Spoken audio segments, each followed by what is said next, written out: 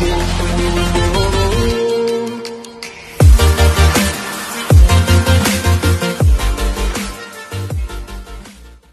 itu yang tadi saya utarakan, kalau misalnya anak sudah memiliki rasa keingintahuan, kita perkenalkan mengenai gadget ini, mengenai game ini, agar anak tahu sisi manfaatnya seperti apa. Ya, juga jelaskan ke anak bahwa sesuatu yang berlebihan itu tidak pernah baik. Oh, jadi orang tua tuh harus belajar tentang game itu dong, Pak ya? Ya setidaknya Sedikit mereka ya, gitu ya? tahu lah. Iya, gitu. Ya jangan sampai Ngeblank-blank amat gitu. orang tua sama sekali tidak mau belajar dengan apa yang anak kita sukai. Kayak anak saya nih sekarang lagi main game online. Saya tanya, kamu lagi main game apa? Oh ini ya PUBG misalnya. Tentang apa tuh PUBG? Oh tentang strategi nih. Jadi bagaimana nih kita bisa menaklukkan musuh kita gitu. Oh gitu. Jadi kamu merasa gamenya ini nih membutuhkan pemikiran juga. Iya ya. Ini juga dilombakan di pertandingan e-sport. Oh gitu, ya udah. Kamu ini ya latihan ya sama teman-teman kamu ya. Tapi jangan lupa belajar. Jangan lupa baca buku. Ya, jangan lupa nanti kamu bersosialisasi yang dengan teman-teman kamu yang real ya, bukan yang di dalam gadget doang gitu. Nah, ajarkan gitu.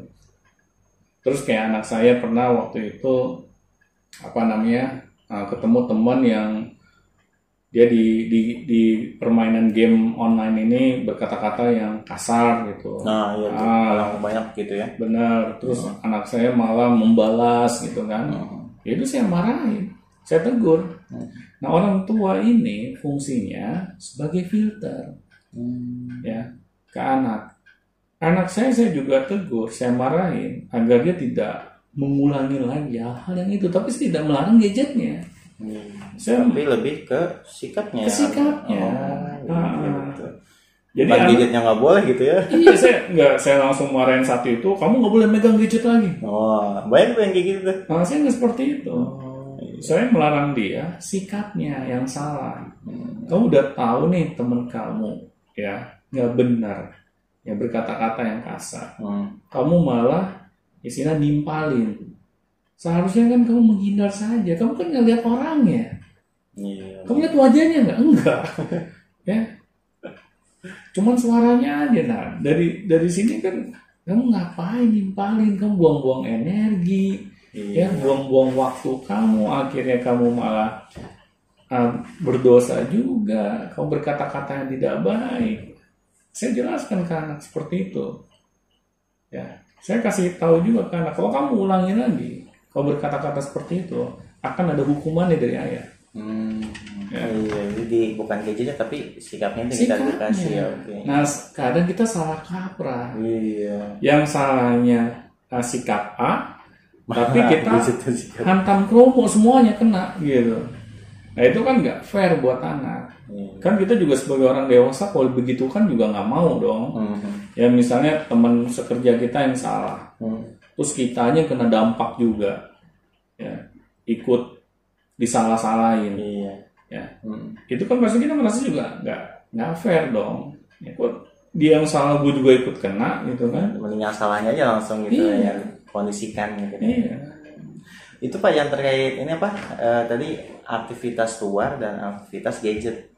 Kira-kira presentasinya untuk anak yang baik itu yang usia dini, usia kecil itu kira-kira berapa persen Pak antara aktivitas di luar sama aktivitas gadget gitu dalam satu anak usia dini nih? Usia dini. Kalau saya sih lebih banyakin aktivitas di luar. Anak usia dini ya. Jadi gadget itu pendukung gitu kan. Pendukung saja.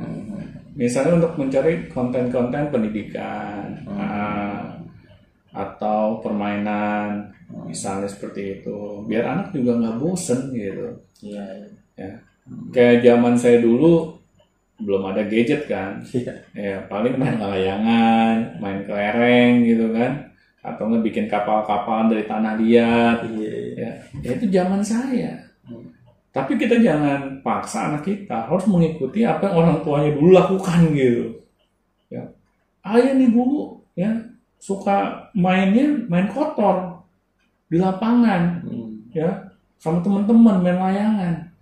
Ya sekarang kalau misalnya nih nggak ada lagi yang main layangan, misalnya di komplek rumah kita, terus kita paksa anak kita main layangan, terus dia main layangan sendirian gitu, ya. Nanti anak juga bingung kan, ini kayaknya gue main layangannya sama siapa ya? Ini apa lagi kan? Iya. Oh dulu zaman saya kan ada lawannya, kampung gitu kan. Sampai beli benang gelasan, ya, ngadu layangan, ya kan ada temennya gitu. Iya. Tapi kalau sekarang kok nggak ada, masa anak kita paksa untuk main layangan? Sekarang jujur aja nyari layangannya susah. Ya, jarang gitu orang jualan di pinggir jalan gitu kan. Orang keliling jualan layangan tuh jarang. Di zaman saya banyak. Jadi aksesnya banyak. Tapi kalau sekarang kan sulit. Iya betul. Ya, jadi jangan sampai kita menyamakan zaman anak kita dengan zaman kita dulu waktu masih kecil. Iya. Nah ini pasti berbeda. Makanya Nabi aja sampai bilang kan didiklah anak sesuai dengan zamannya. Seperti itu. Karena kan kita tuh banyak aktivitas di luar Pak ya. Gitu. Iya, banyakin aktivitas di luar bersama orang tua. Iya. Terus terang mau main sepeda bareng atau mau piknik, ya, tadabur alam, terserah. Iya benar. Kalau dulu kan banyak aktivitas di luar. Sekarang tiba-tiba ada gadget. Nah, bagaimana orang tua itu mengcombine itu ya? Iya, wajib itu. Karena kalau misalnya terlalu gadgeting juga tiap hari gadget, terus kan nggak baik juga kan. Misalnya dia tidak lebihan. Misalnya anak di dalam gadget misalnya bisa melihat sebuah proses pembuatan tanah liat gitu kan. Iya. Tapi kalau misalnya anak lebih mengenal langsung kan membuat sendiri kan lebih enak. Jadi harus mengkombinasikan itu ya Pak ya. Pada sisi positifnya. Kayak anak saya kan tiba-tiba ini diciptakan oleh ini loh. Saya tanya, kamu tahu dari mana? Dia di YouTube. Ya.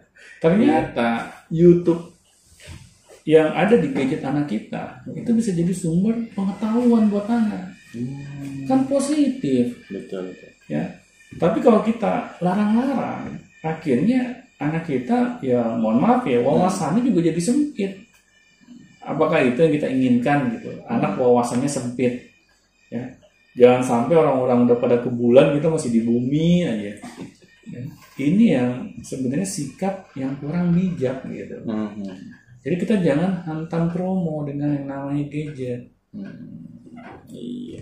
Apalagi nih Pak yang terkait masalah ini sih lebih banyaknya orang tua itu khawatir dengan dampak kepada fisiknya sih lebih tepatnya. Contohnya kacamata gitu kan. Oh iya. Yang kayak motor, radiasi kayak gitu itu kan sebenarnya bisa kita atasin juga ya Pak ya. Iya. Kita balance gitu dalam memanfaatkan gadget ya dengan aktivitas yang lain. Jadi anak tidak seharian memandangi gadgetnya. Nah ini tugasnya orang tua gitu, yang harus menjadi filter bagi mereka. Tapi kalau orang tuanya ya masa bodoh, apalagi alhamdulillah nih ada gadget, akhirnya gue nggak disusahin.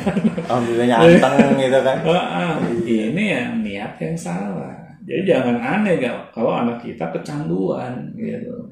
Nah, yang untuk mengatasi anak yang terlanjur kecanduan nih Pak, kira-kira gimana Pak? Ya orang tuanya harus sadar dulu. Ya. Oh, karena pola didiknya udah salah gitu. Iya. Ya, jadi kalau sudah tahu salah, ya jangan diulangi. Ya, kasih tahu ke anak baik-baik bahwa waktu yang kamu pergunakan nih dalam satu hari itu harus balance. Kapan waktu kamu main gadget, kapan waktu kamu baca buku, kapan kamu istirahat, itu harus diatur oleh orang tua gitu. Kayak anak saya juga sama. Nah, kamu jangan lupa ya, setiap hari kamu harus olahraga. Ya, terserah sekuat kamu aja, minimal berapa menit kamu atur. Tapi sampai saya kontrol, saya olahraga nggak nih? gitu kan saya Iya, lihat. iya, iya. Nah, Ya, cuma nyuruh doang gitu. Iya, kontrol juga. Iya. Jadi anak merasa orang tua gue nih, yang istilahnya monitor langsung gitu kan, itu harus dicek sama orang tuanya. Saya cek anak saya, apakah dia sudah baca buku, apakah dia sudah olahraga, apakah dia sudah istirahat tidur siang misalnya, ya. Terus misalnya anak saya mau main game, saya tanya berapa lama. Nah, saya membuat kesepakatan sama anak, kalau sudah waktunya kita sepakati kamu berhenti, ya. Iya. Nah, Banyak yang nggak dilakukan ya. Iya. Gitu. Makanya orang tua sering salah. Baru aja 10 menit gitu kan udah dilarang aja. Benar. Anak saya ajarkan untuk berpikir dewasa, Iya. meskipun dia masih usia anak-anak. Kalau dari anak-anak saja kita sudah percaya dengan anak kita, sudah memberikan kesempatan anak kita, ya, untuk berpikir secara benar gitu, ya, untuk menghargai yang namanya kesepakatan. Akhirnya anak kita jangan heran ketika dewasanya mereka akan menjadi orang-orang dewasa, ya, yang benar. Ya bukan umurnya aja tua ya, tapi pola pikirnya nggak dewasa gitu. Iya, betul. Kan dari sejak anak-anak diajarkan gitu, pola pikir yang benar itu seperti apa sih, ya. Bagaimana anak ini juga merasakan adanya konsekuensi ketika melanggar aturan yang sudah disepakati. Iya, kita harus ajarkan juga itu. Ajarkan. Nah, kita tegur anak. Betul. Jangan kita karena merasa sayang sama anak kita menegur kesalahannya. Iya, dikasih lah gadget tuh lama-lama itu kan. Itu juga salah gitu. Iya, betul. Makanya orang tua baiknya harus bisa multifungsi ke anak. Kadang dia menjadi temannya, kadang dia menjadi gurunya, ya. Kadang dia bisa menjadi orang tuanya, ya. Jadi harus bisa multiperan, ya. Karena anak kalau kita terus berperilaku seperti orang tuanya setiap saat, setiap detik, akhirnya anak juga jenuh gitu. Apa-apa nggak boleh, ya. Karena itu juga harus jadi temennya mereka gitu. Iya, mau ya Pak, kita harus kan yang menjadi orang tua gitu kan. Iya benar. Jangan males lah ini ya mah gitu sama anak terkait masalah gitu dan lain-lain. Nah, kalau menurut Bapak nih dalam pandangan ya kacamata Bapak sebagai orang tua, ini bagaimana nih Pak kondisi sekarang nih kan anak-anak itu belajar online gitu Pak. Iya. Nah, kan dulu kan kalau Bapak mungkin dan saya mungkin masih sama zamannya Pak ya. Masih ya belajarnya di kelas gitu. Ya, Nah, sekarang beda setahun 2 tahun ya. dong gitu. Jadi ya Bapak dengan saya dan semuanya gitu kan kondisinya kan dulu gitu. Dulu Iya, kan belajar di kelas nih. Nah, sekarang pembelajaran mulai ke arah online nih. Iya. Nah, menurut Bapak apa tuh dampaknya bagi anak atau bagaimana terkait masalah gadgetnya atau bagaimana Pak? Kalau menurut saya kita Pembelajaran. cari sisi positifnya. Ya, pembelajaran online nih Pak ya. Sebenarnya belajar online ini itu sudah bukan hal yang aneh lagi. Iya sih. Ya. Kalau sekarang ya. Meskipun sebelum pandemik ya, Iya, ada aja gitu ya. sudah bisa diakses gitu. Tetapi yang namanya orang kan kadang sesuatu hal yang baru itu masih meraba-raba gitu. Iya, ada yang nggak tahu lah apa. Banyak yang belum tahu. Terus ditambah lagi ada yang mengatakan bahwa belajar online itu membuat anak nggak bersosialisasi. Iya, kurang efektif lah gitu kan. Membuat anak jadi terpapar radiasi misalnya. Ya kalau kita cari terus yang negatifnya Banyak ya. banyak gitu. Tapi kenapa kita tidak mengenalkan hal yang positifnya? Jangan sampai Tuhan kasih pandemik dulu, ya, baru kita eling gitu. Ternyata ini mau nggak mau nih, gue harus memanfaatkan gadget ini gitu. Iya. Kalau tidak, nanti anak-anak saya bagaimana mereka melakukan kegiatan belajar mengajarnya, ya? Iya juga ya. Nah itu kan seharusnya jangan sampai Tuhan kasih dulu masalah gitu, baru kita belajar. Ya. Kalau saya sebelum pandemik juga tidak mempermasalahkan yang namanya belajar online. Ya, ini kan kadang-kadang guru itu asing, bukannya ya standar orang tua itu asing gitu belajar online. Ngapain sih online gitu kan, mending ke sekolah. Iya benar dulu gitu kan. Gitu. Karena kadang sesuatu yang baru kita tidak berusaha mencari sisi positifnya dulu. Ya, yang kita cari tahu tuh sisi negatifnya terus. Akhirnya ya sudah, sisi positifnya nggak ketemu. Ya, saya juga pernah menghadapi orang tua yang dia sangat anti dengan yang namanya gadget. Nanti kalau mata anak saya rusak bagaimana Pak? Iya kan kayak gitu. Kalau anak saya nanti nggak bersosialisasi bagaimana Pak? Ya terus saya bilang, Bu, itu semua tergantung kitanya sebagai orang tua. Ya. Kalau kita tidak mengedukasi anak ya mengenai manfaatnya gadget, ya bagaimana anak bisa tahu? Ya. Nah akhirnya kan ucapan saya ini dibarengi oleh adanya pandemik gitu sekarang. Ya mau nggak mau kan orang tua harus beradaptasi saat ini. Iya, yang tadinya cuman sampai anaknya berangkat sekolah gitu kan, dia sudah nggak ada tanggung jawab lagi. Sekarang kan anaknya ada di rumah gitu. Sekarang kenapa banyak orang tua yang bersih tegang dengan anak pas zaman pendidikan online seperti saat ini? Karena orang tua nggak siap. Kan dari awalnya tidak mau belajar, ya. Dulu benar-benar menjauhi, antipati banget gitu yang namanya gadget. Akhirnya, ketika dipaksa dengan keadaan harus menggunakan gadget, orang tua kayak kebakaran jenggot, ya. Nah akhirnya banyak orang tua yang bersih tegang dengan anak, konflik dengan anak. Malah anaknya ngerasa orang tua itu nggak bisa ngajarin saya. Nah benar. Jadi anaknya nggak betah gitu belajar sama orang tua, kan itu kocak juga Pak ya. Sebenarnya ya ini kesalahan kita juga sebagai orang tua, tidak mau untuk beradaptasi dengan zaman. Iya betul. Taunya sekolahin aja. Iya. Nah akhirnya ketika dipaksa oleh keadaan, Tuhan negur kali Tuhan ya. Tuhan negur, kita nggak siap. Iya, betul. Nah orang-orang yang nggak siap pasti timbulnya masalah. Ya contohnya nih, kita baru pertama kali nih menghadapi masalah ini, pastinya kan kita nggak siap kan. Nah akhirnya respon kita reaktif gitu. Kalau kita orangnya mau terus belajar, menambah wawasan, nanti pas ada masalah kita bisa tenang dalam menghadapinya. Karena kita sudah memiliki wawasan, ilmunya.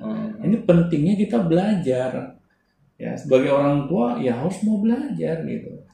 Jangan sampai ada masalah dulu baru kita belajar. Ada masalah dulu baru kita beradaptasi. Kok kayak gitu terus, akhirnya respon kita selalu reaktif gitu. Yang jadi korban ya anak kita.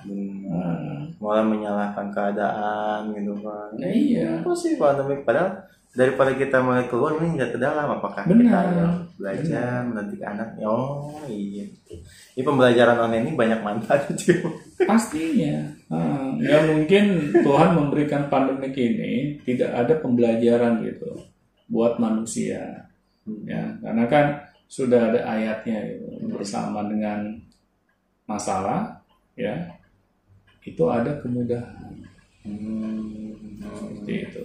Jadi ada masalah, ada kemudahan, dan ada hikmah, Pak ya? Ada hikmah. Iya, selama ini saya nggak pernah lihat anak saya belajar, jadi sekarang melihat. Iya, dulu kurang dekat dengan anak, semuanya serba diserahkan ke orang lain, ke sekolah, ke gurunya, ke ustadznya. Ya, sekarang kita dipaksa sama Tuhan harus mau menemani anak kita, mau belajar menjadi orang tua lagi. Nah itu kan sebenarnya hal yang positif. Benar, menjelaskan gadget lagi, kita harus mendampingi mereka dalam gadget. Iya, itu malah seharusnya dilakukan sebelum adanya pandemik. Makanya sekarang pas ada pandemik, adanya konflik, itu akibat ketidaksiapan kita. Oke, benar juga Pak. Jadi kita tercerahkan terkait masalah gadget, terkait masalah pola orang tua dalam menghadapi anak-anak yang di zaman sekarang gitu ya, dengan dekat dengan gadget. dan bagaimana yang harus kita bersikap dan bagaimana kita untuk mengarahkan anak itu sudah dijelaskan Pak ya. Jadi memang banyak ya mau nggak mau kan. Iya mau nggak mau. Mau nggak mau emang kita harus belajar sih sebagai orang tua gitu kan, nggak mau. Jadi jangan paksakan zaman kita kepada anak kita gitu. Benar. Kayak gitu. Pasti. Oke, baik, terima kasih Pak Dani. Sama-sama. Untuk pagi Semoga hari bermanfaat. ini, ya semoga manfaat dan semoga bermanfaat bagi seluruh viewers dari Beyond Education. Dan jangan lupa ketika ada pertanyaan atau apa silahkan komen di komentar ya. Kalau komentar Pak Dani ya. Oke, baik. Terima kasih. Saya cukupkan sekarang. Saya cukupkan sekian. Saya cukupkan sekian dan sampai jumpa di Beyond Education selanjutnya. Sampai jumpa teman-teman.